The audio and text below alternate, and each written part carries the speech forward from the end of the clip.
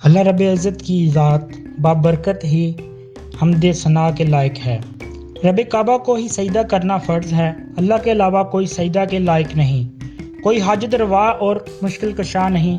वो रब्बुल आलमीन है, अल्लाह के ज़िक्र में दिलों का सुकून पशीदा है। आप देख रहे हैं स्कॉलर्स डायरी और आज हम बात कर रहे हैं इंसानियत के भटकने का आगाज़ कहाँ से हुआ और शिरक की इब्तिदा कब हुई।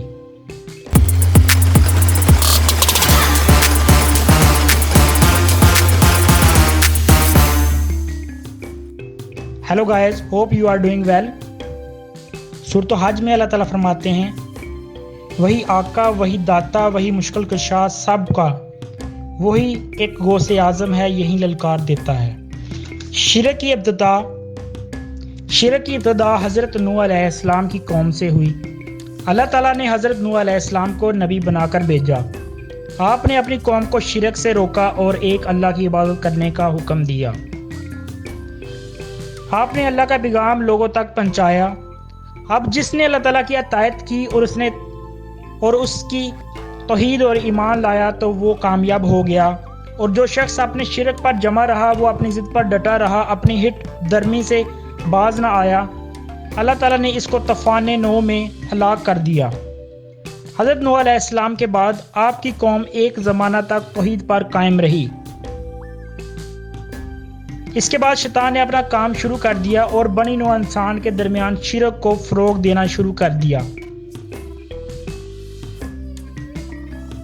दोस्तों, अगर आप गौर करें और सोचें कि ज़मीन पर शिरक की इब्तिदा कैसे हुई, तो आपको इसकी सबसे बड़ी वजह मुबलगाए अराई ही नज़र आएंगे, जिसकी वजह से शिरक वजूद में आया। हज़रत नूह अलैहिस्सलाम की कौम के लोग मोहत थे, सिर्फ अल्लाह की इबादत करते थे और ज़मीन पर किसी किस्म का कोई शिरक वगैरह ना था। इनके यहाँ 5 नेक बुजुर्ग थे।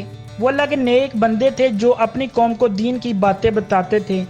जब वो फोत हो गए तो कौम को काफ़ी दुख हुआ और वह बहुत ज़्यादा मगमूल हो गई। कुछ लोगों के कहने के पर जो लोग हमें दीन की बातें बतलाते थे, वो इबादत की फजीलत से आगाह करते थे, वो इस दुनिया से जा चुके हैं। अब शैतान ने इनके दिल में वसवसा डाला और कहा, ऐसा करो कि तुम इनकी तस्वीरें बना लो और मस्जिद में अपने सामने लटका लो। जब तुम्हारी नज़र इन तस्वीरों पर पड़ेगी तो तुम खुश हो जाओगे और इबादत की तरफ ज़्यादा माइल हो जाओगे और ज़्यादा खुशू हजूर से इबादत करोगे। चनाचा जब कभी इन्हें कोई तकलीफ पहुंचती तो फौरन इन तस्वीरों का रुख करते और फिर इबादत में मशगूल हो जाते।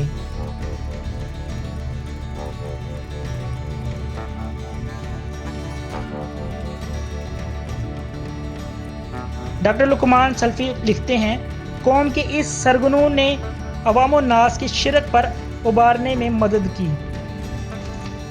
यहाँ से हुआ था शिरक का इब्तिदा और फिर यूं ही चलता गया। आज के कलमा गो मुसलमानों का शिरक साबका उम्मतों के मुशरकीन से कई दर्जे बढ़ चुका है। वो लोग अपने बुजुर्ग की तस्वीर बनाते थे। आज के पीर और बुजुर्ग खुद इहतमाम किया करते हैं अपनी तस्वीर बनवाने का। दोस्तों, ये तो हालत थी हज़रत नूह अलैहिस्सलाम और हज़रत इब्राहीम अलैहिस्सलाम की कौम की।